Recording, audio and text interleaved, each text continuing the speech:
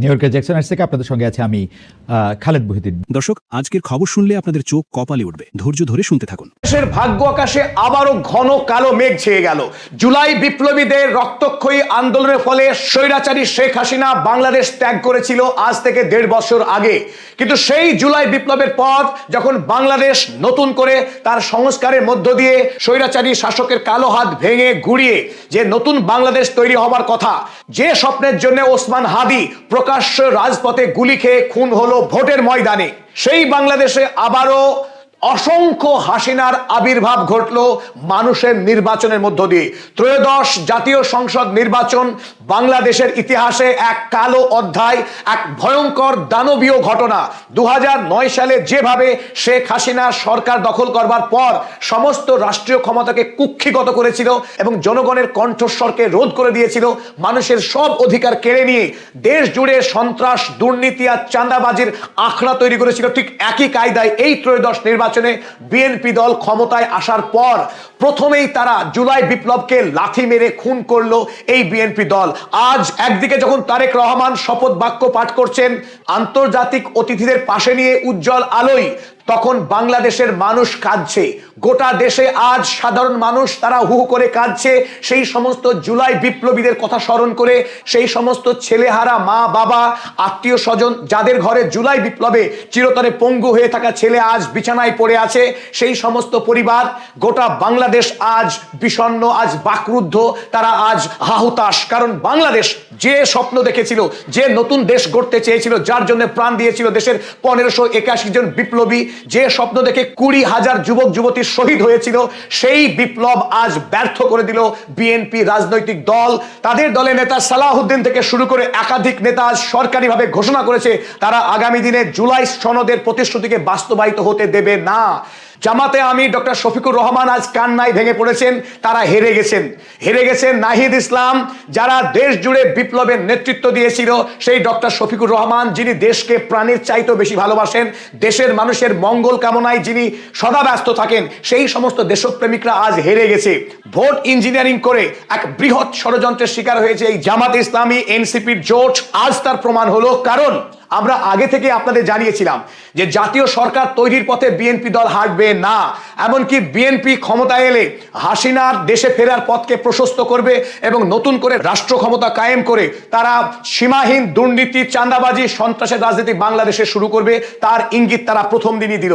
আজ 17 তারিখ সকালবেলায় সমস্ত বিরোধী দলের সদস্যদেরকে আমন্ত্রণ দিয়ে জানিয়েছিল শপথ বাক্য পাঠ করবার জন্য। সেই শপথ বাক্য পাঠ অনুষ্ঠানে যেখানে প্রত্যেক নির্বাচিত সংসদ সদস্যের 2 বার শপথ গ্রহণ করবার কথা, প্রথমবার তাদের সংসদ সদস্য হিসেবে তারা শপথ বাক্য পাঠ করবেন, তারা তাদের প্রয়োজনীয় কাগজপত্রে সই করবেন। দ্বিতীয়ত, যে সংস্কার পরিষদ অর্থাৎ গণভোট স্বাক্ষরিত হয়েছিল, যে জুলাই আকাঙ্ক্ষাকে সামনে রেখে জুলাই সনদের যে পরিষদ, সেই সংস্কার পরিষদের সদস্য হিসেবে প্রত্যেকজন সাংসদ তারা স্বাক্ষর করবেন এবং অঙ্গীকারবদ্ধ হবেন যে আগামী দিনে তারা সম্মিলিতভাবে দেশের নির্বাচিত সকল সদস্য তারা আগামী দিনে যে গুরু দায়িত্ব জুলাই বিপ্লবকে বাস্তবায়িত করবার, সেই সনদের প্রস্তাবিত সকল সংস্কারগুলোকে তারা ধীরে ধীরে বাস্তবায়িত করবেন, সেই মর্মে তাদের আজ সই করবার কথা ছিল। কিন্তু আমরা দেখলাম কেবলমাত্র জামাতে ইসলামী এবং এনসিপি দলের যারা সাংসদ তারা স্বাক্ষর করেছেন এই 2 ফর্মে, কিন্তু শাসক দল সম্পূর্ণ ভিন্নভাবে গণতন্ত্রকে লাথি মেরে তারা সকালবেলায় কেবলমাত্র সংসদ সদস্য হিসেবেই তারা স্বাক্ষর করেছেন, কিন্তু তারা সংস্কার পরিষদের তারা স্বাক্ষর করেনি।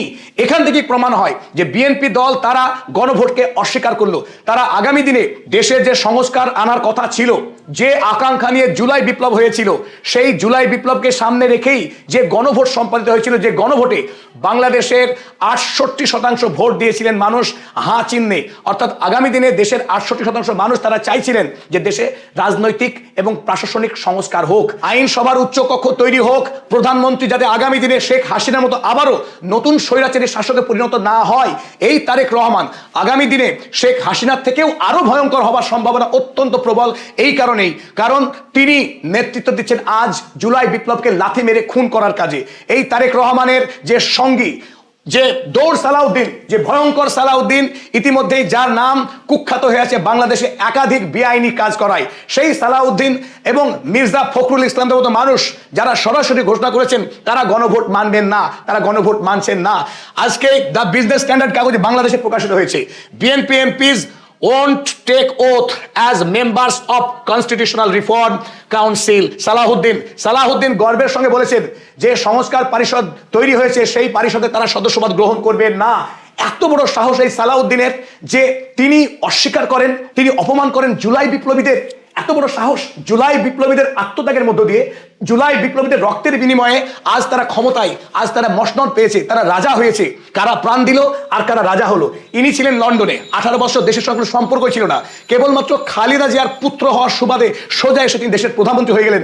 আর ওদিকে গুলি খেয়ে মরলেন ওসমান হাদি, গুলি খেলেন আবু সাইদ, ওদিকে মির্জা ফখরুল এবং এই আবু সালাহুদ্দিন, আমির খসরু, এরা যারা এতদিন চোরের মতো বাংলাদেশে লুকিয়ে থাকতো স্বৈরাচারী শেখ হাসিনার আমলে, যাদের ক্ষমতা হয়নি হাসিনার বিরুদ্ধে আন্দোলন করবার, যারা রাস্তায় নেমে হাসিনার বিরুদ্ধে একটা স্লোগান তুলতে পারেনি, সেই দোর্দণ্ড প্রথম শেখ হাসিনাকে ছুঁড়ে ফেলেছিল রাস্তায় যে আন্দোলনকারীরা, যাদের প্রাণের বিনিময়ে, যাদের আন্দোলনের বিনিময়ে বাংলাদেশ স্বাধীন হয়েছিল শেখ হাসিনার অপশাসন থেকে, সেই সমস্ত বীরদেরকে অপমান করে আজ সালাহুদ্দিনদের মতো কাপুরুষেরা আজ তারা সরকারের মন্ত্রী হচ্ছে। আর যে জুলাই বিপ্লবীরা দেশকে স্বাধীন করলো, সেই বিপ্লবীদের আজকে খুন করবার, দ্বিতীয়বার খুন করছে এই সালাহুদ্দিনরা। তাই ধিক শত ধিক এই বিএনপির প্রবীণ নেতাদেরকে আমরা ধিক্কার জানাচ্ছি, তাদেরকে আমরা একরাশ ঘৃণা জানাচ্ছি।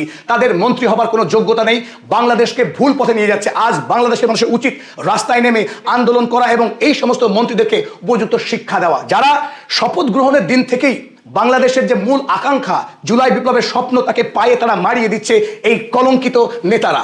এই নেতাদের বিরুদ্ধে যদি আজ বাংলাদেশের মানুষ গর্জে না ওঠে, বাংলাদেশকে বিক্রি করার সমস্ত ষড়যন্ত্র তৈরি করেছে এই মন্ত্রিসভা। তাই এই মন্ত্রিসভার বিরুদ্ধে বাংলাদেশের আজ থেকে উচিত রাস্তায় নামা, জামাতে ইসলামের উচিত আজ থেকে আন্দোলন শুরু করা, কোনো অপেক্ষা করা নয়। যদি অপেক্ষা করা হয় বাংলাদেশকে আরো ভুল পথে নিয়ে যাওয়া হবে, অনেক দেরি হয়ে যাবে। তাই প্রথম দিন মর্নিং শোজ দ্য ডে, আজ শপথ গ্রহণের দিন দেখিয়ে দিল যে বিএনপি দল কত ভয়ঙ্কর কুচক্রী এবং তারা কত বড় স্বৈরাচারী হতে পারে।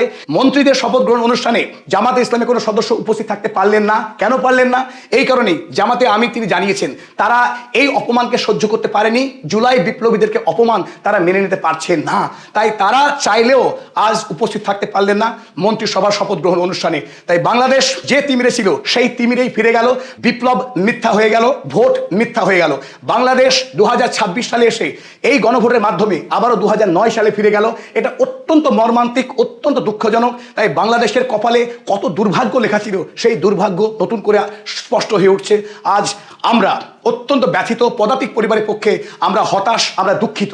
আমরা কয়েকটি সংবাদ প্রকাশ করেছিলাম, আগে থেকে জানিয়েছিলাম আশঙ্কা আছে বিএনপি দলের স্বৈরাচার করার। আমরা আগেই আশঙ্কা প্রকাশ করেছিলাম যে বিএনপি দল তারা আওয়ামী লীগের থেকে, শেখ হাসিনা থেকে কোনো অংশে ভালো হতে যাচ্ছে না, কারণ এটা একটি পরিবারতান্ত্রিক দল এবং এই দলে কিছু ভয়ঙ্কর প্রবীণ নেতা আছে যাদের মধ্যে আগ্রাসী লালসা আছে, ক্ষমতাকে কুক্ষিগত করার এবং রাষ্ট্রীয় সম্পদকে তছনছ করার পুরনো ইতিহাস আছে। তাদের হাতে যদি রাষ্ট্রীয় ক্ষমতা আসে, তারা কখনোই দেশের এবং দশের ভালো করতে পারে না।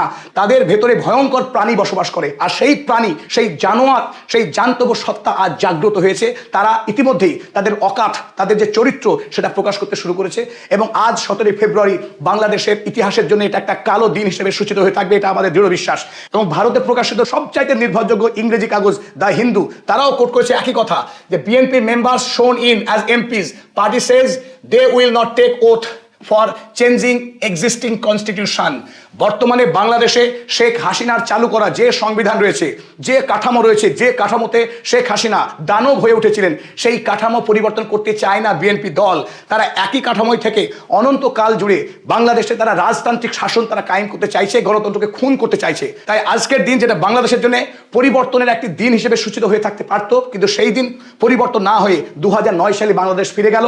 আবার নতুন করে স্বৈরাচারী শাসনের গোড়াপত্তন হলো, তারেক রহমান তার প্রধান হলেন। বলতে কোনো বাধা নেই যে সাংবাদিকও কাঁদে, আজ আমার মন কাঁদছে। বাংলাদেশের আমরা একাধিক খবর করেছি, কিন্তু কোনোদিনও এমনভাবে আহত হয়নি। আমি আমার মন থেকে বলছি, আজ আমার ভেতরটা কাঁদছে বাংলাদেশের এই করুণ পরিণতি দেখে। এই ধরনের পরিণতি আমরা আশা করিনি।